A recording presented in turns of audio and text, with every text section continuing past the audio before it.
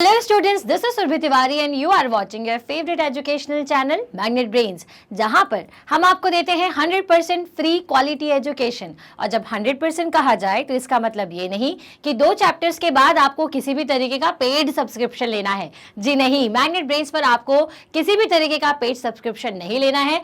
यहाँ पर आपको CBSE state board, Hindi medium, English medium, NTSC olympiad जैसे कॉम्पिटिटिव एग्जाम्स की प्रिपरेशन हो, चाहे आपके फेमस राइटर्स के बुक का सॉल्यूशन है, सब कुछ आपको मिलता है 100% फ्री ऑफ कॉस्ट। आपको सिर्फ चैनल को सब्सक्राइब करना है।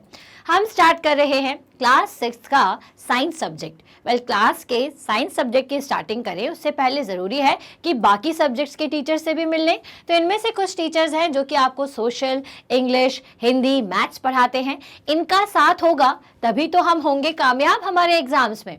तो चलिए इसी अच्छी बात से अब स्टार्ट कर देते हैं चैप्टर 9 को, मतलब हम कंटिन्यू कर रहे हैं चैप्टर 9 को।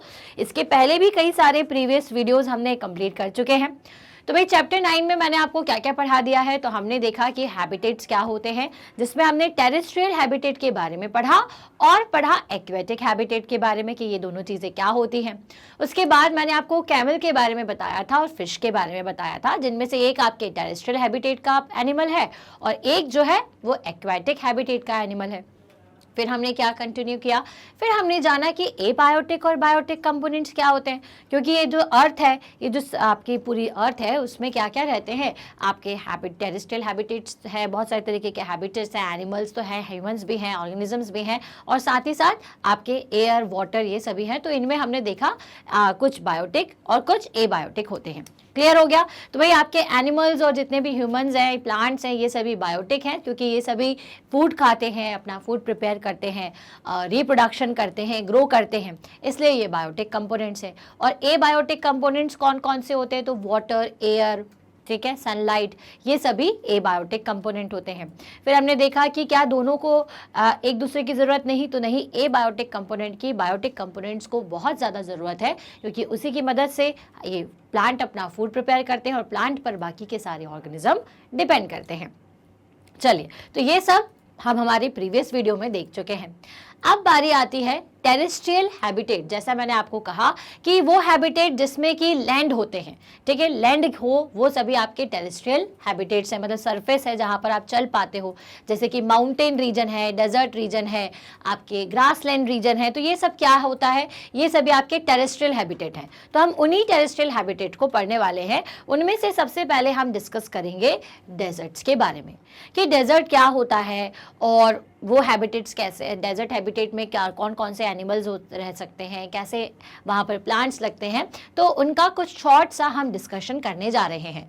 तो डेजर्ट क्या होते हैं, तो सबसे पहले डेजर्ट एरिया में एबायोटिक फैक्टर्स कौन कौन से होते हैं ये चलिए जान लेते हैं।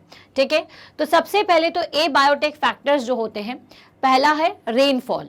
तो रेनफॉल कैसी होती है डेजर्ट एरिया में, तो भाई डेजर्ट है वो एरिया, मतलब कि आपको सुन के ही लग रहा होगा कि रेगिस्तान, जैसे राजस्थान के आसपास का एरिया, कि वहाँ पर बहुत तेज़ गर्मी होती होगी, ठीक है, और दूसरी चीज़ बारिश कम होती होगी। तो जी हाँ, ये बात तो सच है कि वहाँ पर बारिश कम होती है, लैक ऑफ रेनफॉल, मतलब बारिश ऐसी जगह पर कम होती है, ठीक है। अब हम हमेशा क्या सोचते हैं कि ये जो जगह है, ये जो आपका डेजर्ट एरिया है, वो कि एक ऐसा एरिया होगा जहाँ पर क्या होगा कि सिर्फ बहुत तेज़ गर्मी ही गर्मी पड़ती हो। नहीं, ये एक ऐसा एरिया भी होता है जहाँ पर बहुत तेज़ ठंड भी पड़ती है। मैक्सिमम जो डेजर्ट एरिया होते हैं उसमें क्या होता है कि दिन के टाइम तो बहुत तेज़ गर्मी लगती है और रात के टाइम पर ना बहुत ही ज़्यादा ठंडा एनवायरमेंट हो जाता है, ठीक है। So there are desert animals like rats and snakes. अब अपन ने पढ़ा था कि भाई कैमल सबसे ज़्यादा कॉमनली नोन एक एनिमल है जो कि डेजर्ट एरिया में पाया जाता है, क्योंकि इसके ऐसे फीचर्स है जो कि वर्ल्ड फेमस है कि भाई पानी कम पीता है, पानी को स्टोर करके रख लेता है, और इसके लंबे लंबे पैर जो हैं वो उसे गरम गरम रेत से बचा लेते हैं। लेकिन क्या ज़रूरी है कि सिर्फ ऐसे ही एनिमल रह पाए? लेकिन क्या होता है कि रैट और स्नेक को देखिए, ये कैसे चलते हैं, बिल्कुल ज़मीन से टच होकर के चलने वाले एनिमल्स हैं। लेकिन डेजर्ट एरिया में ये एनिमल, रैट और जो स्नेक है, ये भी रह पाते हैं, लेकिन इनके पास तो लॉन्ग लेग्स है नहीं, ठीक है। लेकिन इनके अंदर कुछ ऐसे इनकी बॉडी में फीचर्स होते हैं क्यों, ताकि वो वहाँ रह पाए। तो कैसे रह पाते हैं और गर्म रेत में कैसे रहेंगे? तो भाई ये छोटे छोटे से बिल बना करके ठीक है, उनके अंदर रहते हैं ये, ठीक है। इस तरह से ये अपने गर्म रेत से भी सुरक्षित रह जाते हैं। आई बात समझ में? चलिए, तो यहाँ पर अपन ने कुछ पॉइंट्स को डिस्कस किया। To stay away from the intense heat during the day, they stay in a burrows deep in the sand. ठीक है, तो ये कहाँ रहते हैं? ये इस तरह से बरौज में रहते हैं। देखिए ये दिख रही है आपको, यहाँ पे अंदर की तरफ गड्ढा करके एक लंबा सा ये यहाँ से रास्ता बना करके ऐसे अंदर यहाँ पर रहना पसंद करते हैं, ठीक है। So these animals come out only during the night when it is cooler. अब मैंने आपको क्या बताया कि रेतीली जगह एक ऐसी जगह होती है जो कि गर्म भी बहुत जल्दी हो जाती है और ठंडी भी बहुत जल्दी हो जाती है, ठीक है, जो सैंड के पार्टिकल्स होते हैं। तो भाई दिन के टाइम पे क्या होता है, जब सूरज रहता है तो उसकी सनलाइट से हीट बहुत ज्यादा डेवलप हो जाती है और वहां पे गर्म रेत हो जाती है। अब वहां कैमल तो भाई अपना आसानी से घूमता फिरता रहता है क्योंकि उसके लंबे लंबे पैर हैं, लेकिन जहां रैट और स्नेक की बात आती है तो उनको क्या करना पड़ता है, उनको इस तरह से रेत के अंदर, जमीन के अंदर इस तरह से ये इस तरह से होल बना करके क्या करते हैं, अंदर की तरफ रहते हैं, ठीक है, और ये गर्म रेत से खुद को सेव कर लेते हैं, ठीक है। अब यहाँ पर आपको फिगर 2 में कुछ प्लांट्स दिखाए जा रहे हैं जो कि डेजर्ट एरिया में होते हैं। How are these adapted to the desert? अब आपको देखना है कि भाई बारिश भी कम होती है ऐसी जगह पर। अब पानी प्लांट है, प्लांट को डेवलप होने के लिए अपन ने नॉर्मली क्या चीज़ देखी है कि उसको फोटोसिंथेसिस की मेथड करनी हो या फिर अपना फूड प्रिपेयर करना हो, अगर दूसरी लैंग्वेज में बोले तो उसको क्या चीज़ों की ज़रूरत होती है, तो उसे ज़रूरत होती है पानी की, सनलाइट की और कार्बन डाइऑक्साइड की। अब ये ऐसे एरियाज़ है जहाँ पर पानी तो बहुत कम आता है, फिर क्या होता है, तो क्या ऐसे फीचर्स होते हैं इनके अंदर, ठीक है। सो ब्रिंग आप एक एक्टिविटी अपन कर लेते हैं इसके लिए, इसको चीज़ को समझने के लिए। आई होप यहाँ तक की कहानी तो आपको समझ में आ गई होगी कि भाई हम पढ़ रहे हैं डेजर्ट एरिया के बारे में जहाँ पर बहुत ही ज़्यादा रेत ही रेत होती है, दिन के टाइम पर बहुत गर्मी और रात के टाइम पर ठंडी होती है और जहां पर रेनफॉल कम होता है। तो ये सब तो हमने एबायोटिक फीचर्स इसके पढ़ लिए। अब कुछ बायोटिक फीचर्स की बात करें तो बायोटिक मतलब कि बायोटिक फैक्टर्स मतलब कि एनिमल्स, और अगर हम बात करें प्लांट्स की तो हमने देखा कि डेजर्ट एरिया में हमने सबसे फेमस जो एनिमल देखा था वो तो था कैमल, जिसके बारे में हमने समझा कि भाई वो गरम गरम रेत से खुद को बचाने के लिए उसके पैरों में एक थोड़ा सा गद्देदार उसके पैर होते हैं जिसमें वो आसानी से चल लेता है और लंबे लंबे पैरों से अपने ऊपर का अपर बॉडी पोर्शन को सेव कर लेता है। लेकिन फिर भी हमने देखा कि भाई वहाँ पे स्नेक भी होते हैं, रैट्स भी होते हैं, तो वो क्या करते हैं, तो वो बहुत स्मार्ट होते हैं, वो सैंड के नीचे ज़मीन के अंदर की तरफ अपने घर बना लेते हैं, उसके अंदर वो रहते हैं। और रात के टाइम पर क्या होता है, जब रेत ठंडी होती है तो ये स्नेक और रैट जो है ये बाहर निकलते हैं और अपना खाना खाते हैं और वापस से दिन के टाइम पर अंदर की तरफ छुप जाते हैं, ठीक है।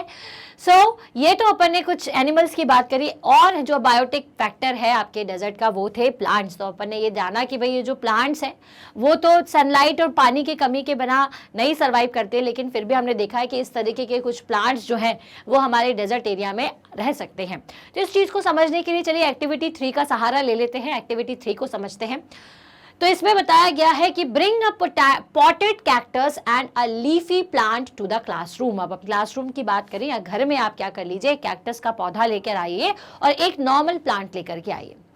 Tie polythene bag to some parts of the two plant as was done for the activity in chapter number 4 where we studied transpiration in plants। तो हमने देखा था कि जब हम एक नॉर्मल प्लांट को पॉलीथीन से कवर कर लेते हैं तो वो वहाँ से ब्लैक हो जाती है क्योंकि बिना सनलाइट के वो खाना नहीं बना पा रही थी।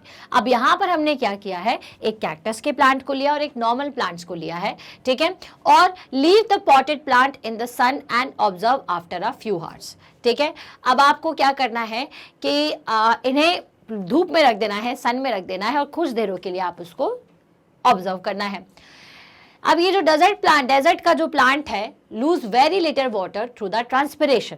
अब ये जो डेजर्ट का प्लांट है वो बहुत कम पानी को ट्रांसपिरेशन करता है। The leaves in desert plants are either absent, very small, और they are in the form of spines. Spines मतलब इस तरह से कांटों के समान होती है और इनकी जो लीव्स होती है वो बहुत कम होती है क्योंकि क्या होता है कि जितना भी पानी इनके अंदर होता है वो उसे स्टोर करती है, रखती हैं और ट्रांसपिरेशन नहीं करती, मतलब कि ऊपर अपने पानी को भेजते ही नहीं है, क्योंकि उनको पता है पानी नहीं मिलेगा तो जितना पानी है उसको बचा करके चलो, ठीक है।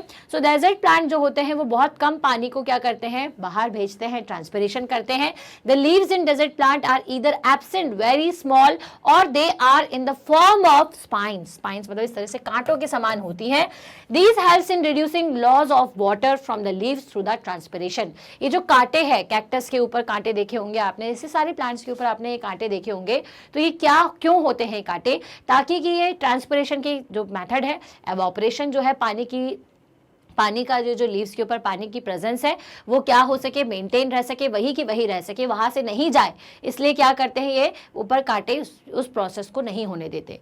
The leaf like structure you see in a cactus in fact its stem, ठीक है। ये जो लीफ लाइक स्ट्रक्चर होता है, ये पूरा का पूरा ये जो लीफ लाइक स्ट्रक्चर आप यहाँ पर देख पा रहे हो, वो उसका क्या होता है, प्लांट का स्टेम ही होता है। इनमें लीफ अपन ये कह सकते हैं कि एब्सेंट ही होती है, ठीक है। सो photosynthesis in this plants is usually carried out by the stems। तो मतलब कि ये जितने भी आपके कैक्टस प्लांट होते हैं उन सभी में फोटोसिंथेसिस उनके स्टेम्स करते हैं। The stem is also covered with a thick waxy layer which helps to retain water in the tissues of cacti, ठीक है। अब इनका ये जो कवर होता है ना स्टेम का, वो कैसा होता है, काफी थिक होता है, वैक्सी होता है, वैक्स के समान होता है अंदर से। अगर आपने कभी कैक्टस को देखा होगा तो बहुत ही आपको चिपचिपा सा महसूस होगा, पानी उसके अंदर काफी लगेगा, क्योंकि ये पानी को बाहर नहीं जाने देते, अंदर ही रखते हैं। So most desert plants have roots that go very deep into the soil for absorbing water। अब भाई ऊपर से पानी नहीं मिल पा रहा है, आसमान से पानी नहीं पा रहा है, तो ग्राउंड से पानी लेंगे, तो क्या होता है कि जो डेजर्ट प्लांट होते हैं उन सभी की जो रूट्स हैं वो बहुत गहरी गहरी नीचे की तरफ जाती हैं, ठीक है, जिससे कि पानी अंदर, वाटर पानी जो है, जो नमी होगी सॉइल के अंदर, उससे ये अपने प्रोसेस को क्या करते हैं, उससे ये अपनी लाइफ को बढ़ाते हैं, अपने आप को ग्रो कर पाते हैं, ठीक है। तो इस एक्टिविटी में अपन ने देखा कि यार अपन ने जो कैक्टस और लीफी प्लांट को देखा तो उसमें से हमें ये समझ में आया कि भाई जो लीफी प्लांट था वो तो जल्दी ही सनलाइट में क्या होता है, थोड़ा सा मुरझा जाता है, क्योंकि जितना पानी उसके अंदर होता है वो ट्रांसपिरेशन की मेथड से बाहर निकल जाता है। लेकिन कैक्टस प्लांट वैसे का वैसा ताज़ा तरोताज़ा दिखेगा आपको, क्योंकि उसमें ट्रांसपिरेशन थोड़ा कम होता है, ठीक है। सो भाई यहाँ से मैंने आपको कुछ ज़रूरी पॉइंट बताए हमारे पहले हैबिटेट, डेजर्ट हैबिटेट के बारे में। नेक्स्ट क्लास में हम टेरेस्ट्रियल हैबिटेट के कुछ और हैबिटेट्स के बारे में जानेंगे, ठीक है। तो ये वीडियो यहीं पर हम खत्म करते हैं। वेल, अगर आपने इस चैप्टर के और सारे टॉपिक्स नहीं देखे हैं, जैसे आप एबायोटिक, बायोटिक फैक्टर्स पढ़ना चाहते हैं, या फिर टेरेस्ट्रियल हैबिटेट एक्चुअल में होता क्या है, एक्वेटिक हैबिटेट क्या होता है, ये सब जानना चाहते हैं, तो आप हमारे कुछ प्रीवियस वीडियोस को फॉलो कर सकते हैं। तो आप जाइए magnetbrains.com पर, और साथ ही साथ इस वीडियो के डिस्क्रिप्शन बॉक्स में आपको एक प्लेलिस्ट मिल जाएगी जिसमें आपको सारे वीडियोस दिखेंगे, या फिर आप मैग्नेट ब्रेन्स पर जाइए, क्लास CBSE इंग्लिश मीडियम को चूज़ करिए और क्लास 6 को चूज़ करिए, क्योंकि डिस्क्रिप्शन बॉक्स में जो लिंक है उसमें तो साइंस के आपको सारे सब्जेक्ट्स मिल जाएंगे, साइंस के सारे चैप्टर्स मिलेंगे। लेकिन अगर आपको मैथ्स पढ़ना है, इंग्लिश पढ़ना है, तो कैसे जाएंगे, तो यहाँ पर आप जैसे ही मैग्नेट ब्रेन्स पर क्लास 6 को सिलेक्ट करते हो तो एक इस तरह से स्क्रीन ओपन हो जाती है जिसमें आपको जो भी सब्जेक्ट पढ़ना है उस पर वॉच नाउ कर दो। वॉच नाउ करते साथ ही एक स्क्रीन ओपन हो जाएगी। इस स्क्रीन में नीचे की तरफ आपको चैप्टर्स दिखेंगे, उनके टॉपिक्स दिखेंगे, और सारा NCERT सॉल्यूशन भी दिख जाएगा। जो भी पढ़ना है उस पर क्लिक कर देना। क्लिक करते साथ ही एक वीडियो ओपन हो जाएगा। इस वीडियो को स्टार्टिंग से एंड तक पूरा ज़रूर देखना, और क्योंकि जब आप पूरा वीडियो देखते हो तो आपको वीडियो अच्छी तरीके से समझ में आता है। जब आप पूरा वीडियो देख लें, आपको पसंद आए तो लाइक करिए, कमेंट करके हमें बताइए, और इसे अपने दोस्तों के साथ भी शेयर करिए। अब एक अच्छी बात उन सारे बच्चों के लिए जो कि हिंदी मीडियम से हैं कि मैग्नेट ब्रेन्स पर अब आ चुका है मैग्नेट ब्रेन्स हिंदी। ये एक नया आपको चैनल मिल जाएगा जिसको आप ज़रूर सब्सक्राइब करें। 6th क्लास से 12th क्लास तक के सभी स्टूडेंट्स के लिए बिल्कुल फ्री ऑफ कॉस्ट है। आपको सिर्फ चैनल को सब्सक्राइब करना है। समझ में आया? और हमारे जो चैनल है मैग्नेट ब्रेन्स, आप उसे ज़्यादा से ज़्यादा शेयर करिए। किंडरगार्टन से क्लास 12 तक, अगेन जो कि 100% फ्री क्लासेस हैं। हमारे वीडियोस को लाइक करिए, चैनल को लाइक करिए, शेयर करिए, और सब्सक्राइब करना तो बिल्कुल भी नहीं भूलना है, क्योंकि जब आप चैनल सब्सक्राइब करते हो तो जो भी नया वीडियो आने वाला है या लाइव सेशन होने वाला है, ये सारी अपडेट आपको जल्दी मिल जाती है। अब हम मिलेंगे नेक्स्ट वीडियो में। तब तक के लिए stay happy, stay healthy. Thank you so much.